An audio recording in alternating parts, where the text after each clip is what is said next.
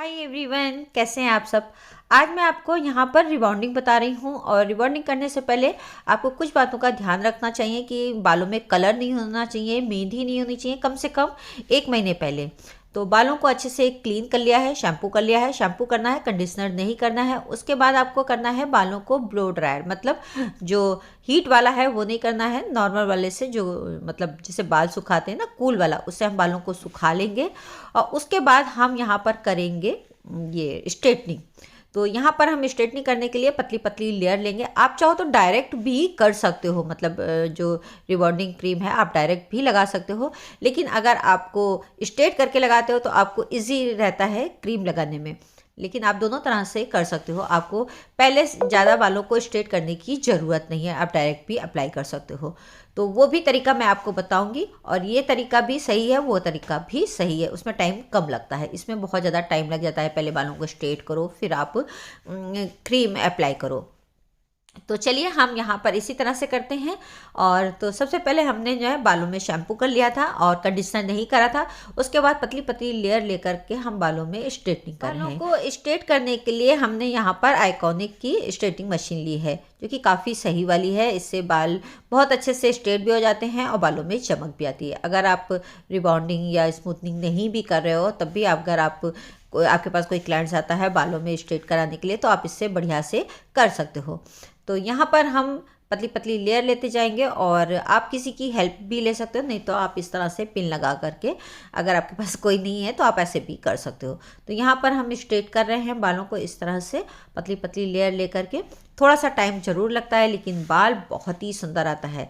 और मैं आपको जो दूसरा तरीका है वो भी बताऊंगी कि आप बिना स्ट्रेट करे आप किस तरह से जो है रिबॉन्डिंग कर सकते हो या स्मूथनिंग कर सकते हो। ठीक है, तो देखिए इस तरह से ये कर दिया गया है। और जब आप किसी की भी रिबॉन्डिंग करते हो तो आपको इस बात का ध्यान रखना चाहिए कि जो आपका क्लाइंट्स है या जिनके आप कर रहे हो, तो उनके बालों में हीना है या कलर वगैरह, कोई केमिकल ट्रीटमेंट पहले से ऑलरेडी नहीं होना चाहिए। अगर मान लीजिए वो हीना या कलर लगाते हैं, तो उनसे आपको ये कहना होगा कि आप कम से कम 1-1.5 महीने बाद आप ये कराओ, यानी कि आपके बाल कम से कम 4 से 5 बार धुल चुके हों। जो चीज़ भी आपने अप्लाई की है उसके बाद आपके 4 से 5 बार बाल अगर धुल चुके हैं, शैम्पू कर चुके हो, उसके बाद आप करा सकते हो। अगर मान लीजिए उन्होंने जो है कलर किया है और आप उसके ऊपर कर दोगे तो अच्छा नहीं आएगा, क्योंकि एक केमिकल के ऊपर दूसरा केमिकल जल्दी से वर्क नहीं करता है। यहाँ पर पतली पतली लेयर लेकर के बालों में स्ट्रेटनिंग कर दी गई है। और वैसे भी अगर कहीं शादी फंक्शन या पार्टी में जाना है तो आप इस तरह से स्ट्रेटनिंग आराम से कर सकते हो। तो ये बालों में स्ट्रेटिंग हो गए। अब हम यहाँ पर जो है क्रीम यूज़ करेंगे, लोशन जो यूज़ करेंगे जो बालों को स्ट्रेट करेगा परमानेंट।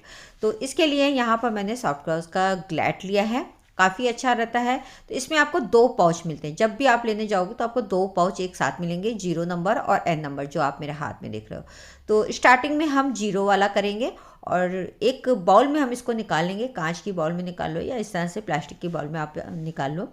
तो इसको हम अच्छे से निकालेंगे, मतलब बालों के हिसाब से थोड़ा थोड़ा करके ही निकालेंगे, लेकिन यूज़ हम बालों में अच्छे से करेंगे कि सारे बालों में क्रीम लग जाए। तो ये देखिए हमने निकाल के थोड़ा सा इसको ब्रश की मदद से फेंट लिया था, तो ये अच्छे से इस पतली पतली सी हो गई है।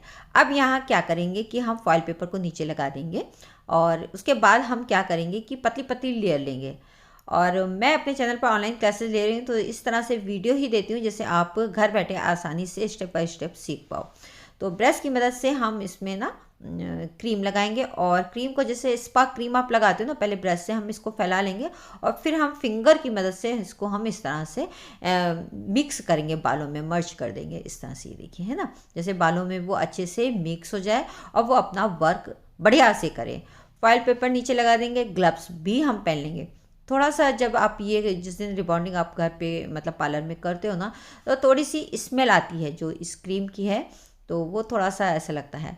और नीचे भी मैं यहाँ पर ब्रश की मदद से थोड़ा सा लगा दे रही हूँ, जैसे इसके ऊपर मैं बाल रखूँ फॉइल पेपर पे तो बाल अच्छे से चिपक जाए। ये देखिए ये कोई नियम नहीं है, आप उसको जो है छोड़ भी सकते हो। तो मैं इस तरह से लगवा देती हूँ जैसे कि ये जो बाल हैं इस पर चिपक जाएँ। फॉइल पेपर आप इसलिए लगाओगे कि जो आपने पहनाया है या फिर उनके क्लोथ हैं, कपड़े हैं, वो ख़राब ना हो, तो इसलिए फॉइल पेपर भी लगाना ज़रूरी होता है। तो आप देखो यहाँ पर बस पतली पतली लेयर लेते जाएंगे, और 0 नंबर का जो क्रीम थी, जो ट्यूब था, उसको हम पूरे बालों में एक एक करके लगाएंगे। कोई भी बाल छूटना नहीं चाहिए, क्योंकि भैया आप यहाँ पर रिबॉन्डिंग कर रहे हो, तो बाल जो भी आपका छूट जाएगा तो वो आपका बाल होगा ही नहीं, है ना। तो इस बात का ध्यान रखें। तो इसीलिए आप किसी की हेल्प भी ले सकते हो और अपने आप भी कर सकते हैं, ऐसा कुछ नहीं है। तो बस यहाँ पर हम लेंगे पतली पतली लेयर ही, जिससे कि एक एक लेयर में अच्छे से लगे। हाँ, टाइम थोड़ा ज़रूर लगता है, लेकिन भाई जो पैसा देता है आप काम अच्छे से करो, नहीं तो आपका काम बिगड़ जाएगा। तो फिर दूसरी बार क्लाइंट्स भी आपका इस तरह से बोलेगा कि अच्छे से नहीं हुआ, वो आपको भी नहीं अच्छा लगेगा। ठीक है, तो यहाँ पर सारे बालों में इस तरह से हो गया है। अगर कम पड़ती है क्रीम तो आप फिर से निकाल लो। तो उसके बाद यहाँ पर मतलब 2 बार या 3 बार आपको ऐसा लगता है कम है क्रीम, तो आप फिर से ट्यूब से निकाल करके आप इस तरह से लगाओ। तो सारे बालों को हम पीछे की तरफ लेके जाएंगे, सारे बालों को हम इस तरह से पीछे की तरफ लेते जाएंगे और एक के ऊपर एक इस तरह से बालों को रख देंगे। आपके क्लाइंट्स को हिलना डुलना नहीं है, बस इस बात का भी आपको ध्यान रखना है। यहाँ मैंने थोड़ा स्पीड बढ़ा ली है, तो ये कैमरा मेरा शेक कर रहा है क्योंकि बहुत बड़ा वीडियो हो जाता। तो अब ये सारा करने के बाद क्या करेंगे, हम इसको फॉइल पेपर से कवर कर देंगे। जाड़े का मौसम है तो हीट भी अच्छे से लग जाएगी, और गर्मी में भी मैं इसी तरह से कवर कर देती हूँ। अब इसको डेवलप करने के लिए, यानी बालों पे ये क्रीम अपना वर्क करे, तो 20 से 25 मिनट हम इसी तरह से छोड़ देंगे। और अगर किसी के बाल बहुत ज़्यादा कर्ली हैं तो आप 5 मिनट एक्स्ट्रा ले लो, यानी कि 35 से 40 मिनट भी आप कर सकते हो, और नहीं तो 15-20 मिनट में आराम से हो जाता है। उसके बाद हम यहाँ पर इसको खोल लेंगे और देख लेंगे, चेक कर लेंगे बॉन्ड खुल गया है, मतलब बॉन्ड जो बालों का है वो टूटा है कि नहीं। जैसे कि जो कर्ली था वो टूट गया है, तभी समझो आपका ये हो गया। तो इसके लिए हम एक लेयर लेंगे और इसको हम थोड़ा सा घुमा करके बालों को चेक कर लेंगे। अगर वो घूम जाता है तो यानी बॉन्ड टूट गया है। अब हम सारा जो है पानी से क्लीन करेंगे इसको। यहाँ पर शैम्पू या किसी चीज़ का यूज़ नहीं होगा, नॉर्मल पानी से हम बालों को क्लीन कर लेंगे। इस समय ठंड का मौसम है तो आप थोड़ा सा ल्यूक वार्म वाटर ले सकते हो, गर्म पानी आपको बिल्कुल भी नहीं लेना है, बस हल्का सा गुनगुना ले सकते हो। और उसके बाद हम ड्रायर सेटिंग करेंगे। तो ड्रायर में हमेशा आप ध्यान रखो, वैसे भी जब आप बालों में शैम्पू करके गीले बाल होते हैं तो आप उसमें जो हीट वाला है वो आपको यूज़ नहीं करना, उससे बाल जो है डैमेज होने का डर रहता है और मतलब बाल टूटने का डर रहता है। तो जो उसमें कूल वाला होता है उससे हम बालों को सुखा लेंगे। तो यहाँ पर इस तरह से बालों को सुखा लिया। उसके बाद आपको फिर से वही प्रोसेस करना है, बालों को सुखाने के बाद आपको सेम प्रोसेस करना है कि बालों को स्ट्रेट करना है। तो यहाँ पर फिर से हम बालों को स्ट्रेट कर रहे हैं, एक एक लेयर लेकर के, सेम प्रोसेस ही होगा। और अब आपके क्लाइंट्स को थोड़ा सा और सावधान रहना पड़ेगा कि उनको बिल्कुल भी हिलना डुलना नहीं है, और जैसा भी आप यहाँ पर करोगे सेम वही आपका बाल निकल करके आएगा।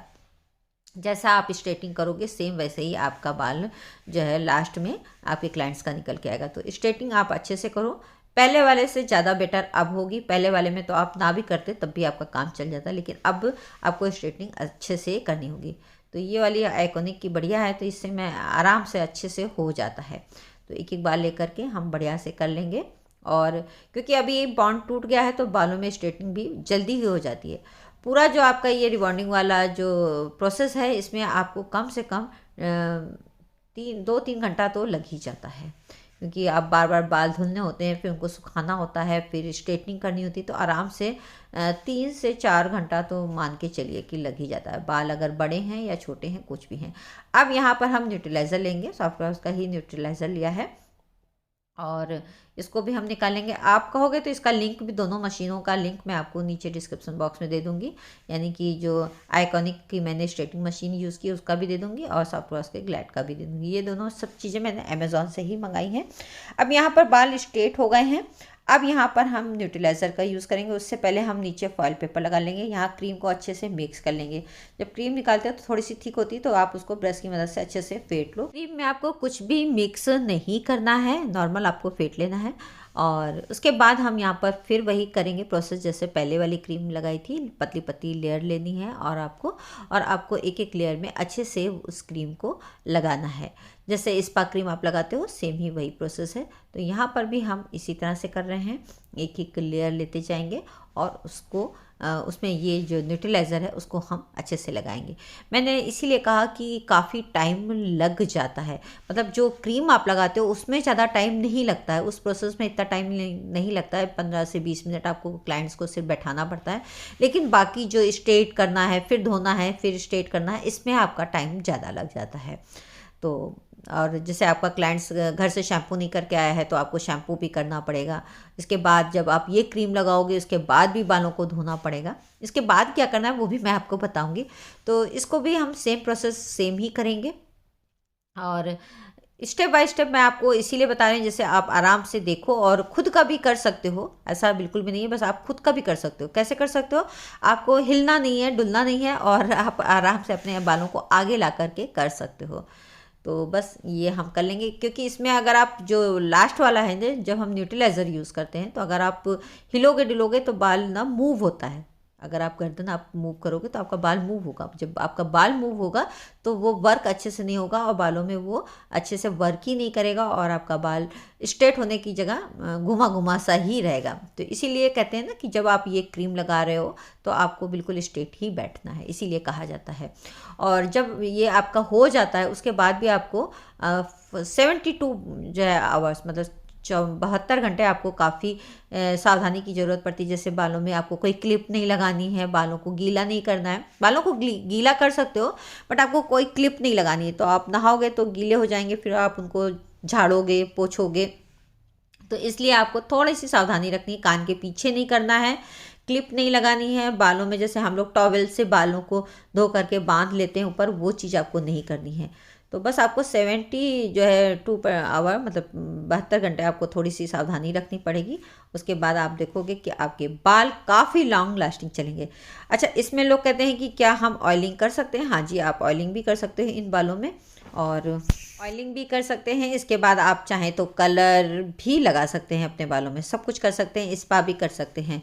बट आपके जो इनके शैम्पू होते हैं स्ट्रेटनिंग के, आपको शैम्पू आपको वही यूज़ करने हैं। तो सारे बालों में कर लिए, सारे बालों को पीछे की तरफ ले गए हैं और इसी तरह से पूरे बालों में लगा लिया। आप देख सकते हो मेरी क्लाइंट्स के बालों में कलर है ना, तब भी ये किया गया है क्योंकि इन्होंने 1 महीने पहले अपना ये सब चीज़ें छोड़ दी थी।